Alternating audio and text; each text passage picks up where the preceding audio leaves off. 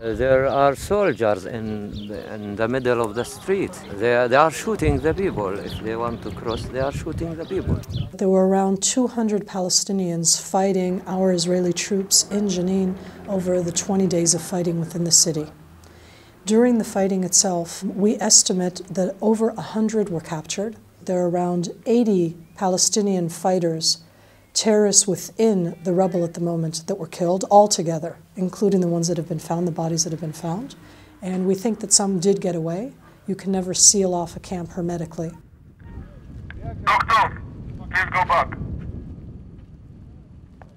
The only goal that we are seeking right now is to get to as much as possible people ill, injured, children, elderly who need our doctors, our medications that we take with us. In Jenin, they chose to fight, and even though we called for them to surrender, they did not. Not only that, they booby-trapped all of those homes. And today, the irony, the cynical side, is that they're trying to present it as if we've booby-trapped the homes after we went in.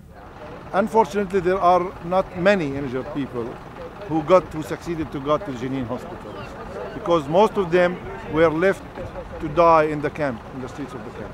I think that the Palestinians are trying as much as possible to make havoc with the numbers. We are here in order to try to get into Jenin and Jenin camp. We would like to see directly all the atrocities that have been carried on by the Israeli army. Jenin, the capital of suicide bombers. Jenin, where the different terrorists came out and exploded all over the state of Israel. We went in only to capture the terrorists. In all of this operation, around 100 Palestinians were killed. That's harsh, that's hard, but I want to remind you that 29 Israeli soldiers were killed. And still at the beginning of the operation, as it went on, an additional 30 Israelis were killed in suicide acts, and nobody has condemned those. I was there on the ruins. I saw the demolished houses. I saw bodies, burned bodies inside these houses of civilians. There was a war crime there in Jenin camp. The fact that we managed to arrest, to detain 1,450 people who say that they have participated in terrorist acts, over 60 explosive labs, every single one of those labs making explosives and uncovering hundreds of kilos of explosives, finding 18 explosive belts, which are 18 people who think that committing suicide in the midst of any civilian area is the right thing to do. Mass killing of Palestinians in the refugee camp and vanishing, eradicating the center, the core of the refugee camp by air shelling and by bulldozer. It's not a pretty thing. It is a war zone.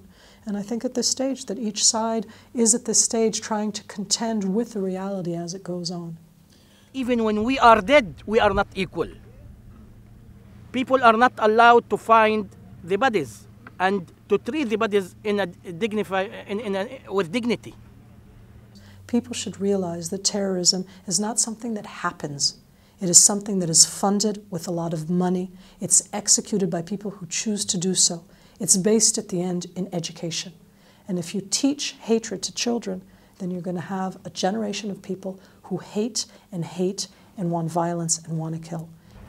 Maybe they don't know well the Palestinian people. Whenever they are being oppressed and killed and shot, their moral is being strengthened. That's why Palestinians will never knee down. They are people just like other people in the world seeking for freedom. That's why they resisted. I don't imagine that something good will happen in the future for us as a Palestinian people. In Israel there is a lot of willing for peace. We are full of compromise and we need a peace. This war is about nothing, actually. It's about people's pride. I believe that in the minute that the Palestinian leaderships will want peace, we will have peace. Yeah, well, we have no choice as long as we're fighting about we're Jews and they're not, and that's our country and not theirs. It's everybody's country.